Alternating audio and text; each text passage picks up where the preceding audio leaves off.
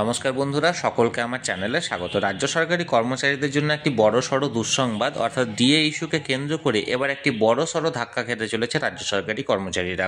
কি সেই ধাক্কা এবং ধাক্কার ফলে কতটা ক্ষতিগ্রস্ত হবে সরকারি কর্মচারীদের মনোবল ডিএ ইস্যুকে কেন্দ্র করে, সকল কিছু আজকের ভিডিওতে বিস্তারিত আলোচনা করব।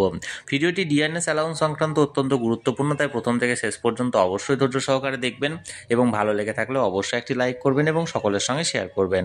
আর সেই সাথে এই চ্যানেলে যদি প্রথমবার হয়ে থাকেন এরকম ইনফরমেটিভ ভিডিও আরও দেখার জন্য, যারা এখনও পর্যন্ত এই চ্যানেলটিকে সাবস্ক্রাইব করেনি তারা অবশ্যই চ্যানেলটিকে সাবস্ক্রাইব করে নিতে ভুলবেন না। তাহলে চলুন আমরা সেই খবরের ব্যাপারে বিস্তারিত দেখে নিই।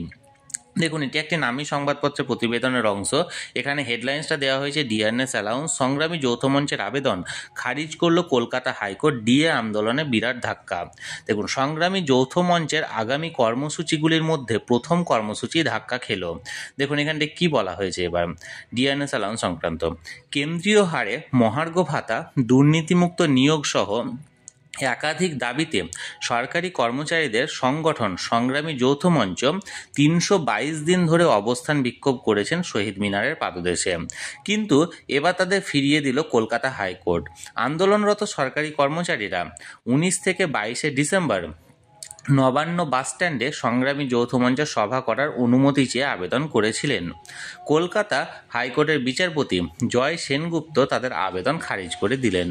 সংগ্রামী যৌথ মঞ্চের আন্দোলনকারীরা বকেয়া ডিএ এবং অন্যান্য দাবি নিয়ে হাওড়া পুলিশের কাছেও আবেদন করেছেন, কিন্তু সেই আবেদনেরও অনেক সময় পার হয়ে গেছে। বিক্ষোভকারীদের বক্তব্যে পুলিশ হ্যাঁ বা না কিছুই বলেনি। পুরো বিষয়টি নিয়ে তাদের ঝুলিয়ে রেখেছে পুলিশ প্রশাসন। কলকাতা হাইকোর্টের দ্বারস্থ হয় সংগ্রামী যৌথ মঞ্চ। বিচারপতি জয় সেনগুপ্ত বলেন, আপনারা ময়দানে বসে প্রতিবাদ করছেন, আর হাওড়ার ওই জায়গায় যথেষ্ট ব্যস্ত, তাই ওখানে বসার অনুমতি দেওয়া সমস্যা। তবে বিচারপতি শেষ পর্যন্ত মামলা দায়ের করার অনুমতি দেন। সোমবার মামলার শুনানি হওয়ার সম্ভাবনা রয়েছে। সংগ্রামী যৌথ মঞ্চের বিক্ষোভকারীরা ডিএর দাবিতে তাদের আন্দোলন তীব্রতর করছে। এই মাসে 4 দিন ধরে নবান্নের সামনে বিক্ষোভের ডাক দিয়েছিলেন ডিএ কর্মীরা। 19 থেকে 22 ডিসেম্বর নবান্নের সামনে প্রতিবাদ অবস্থান বিক্ষোভে ডাক দিয়েছে সংগ্রামী যৌথ মঞ্চ। আগামী বছরের শুরুতে সংগ্রামী যৌথ মঞ্চে আরেকটি কর্মসূচি রয়েছে। জানুয়ারির 2য় ও 3য় সপ্তাহে মহা মিছিলের ডাক দিয়েছে সংগ্রামী যৌথ মঞ্চ। মিছিল শুরু হবে শিয়ালদা, হাওড়া, হাজরা মোড় থেকে। এমন পরিস্থিতিতে কলকাতা হাইকোর্ট যখন তাদের প্রথম কর্মসূচিতে অনুমতি দেয়নি, এখন আন্দোলনকারীরা কোন পথ নেবে সেটাই দেখার বিষয়। অর্থাৎ বন্ধুরা, এখানে সংগ্রামী যৌথ মঞ্চের একটি কর্মসূচি ছিল, সেটা ছিল 19 ডিসেম্বর থেকে 22 ডিসেম্বর পর্যন্ত নবান্নের সামনে একটি সভা করা। যে সভার জন্য তারা আবেদন করেছিল কলকাতা হাইকোর্টের তরফে, মানে পারমিশন চেয়ে আবেদন করা হয়েছিল, কিন্তু সেই আবেদনটি খারিজ করে দেওয়া হয়েছে কলকাতা হাইকোর্টের পক্ষ থেকে।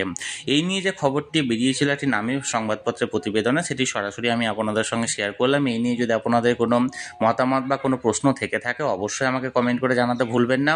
আর এই ভিডিওটি ভালো লেগে থাকলে অবশ্যই একটি লাইক করুন এবং সকলের সঙ্গে শেয়ার করুন। আর সেই সাথে এই চ্যানেলে প্রথমবার হয়ে থাকলে এরকমই ইনফরমেটিভ ভিডিও আরও দেখার জন্য যারা এখনও পর্যন্ত এই চ্যানেলটিকে সাবস্ক্রাইব করেনি তারা অবশ্যই চ্যানেলটিকে সাবস্ক্রাইব করে রাখুন। ধন্যবাদ, দেখা হচ্ছে পরের ভিডিওতে।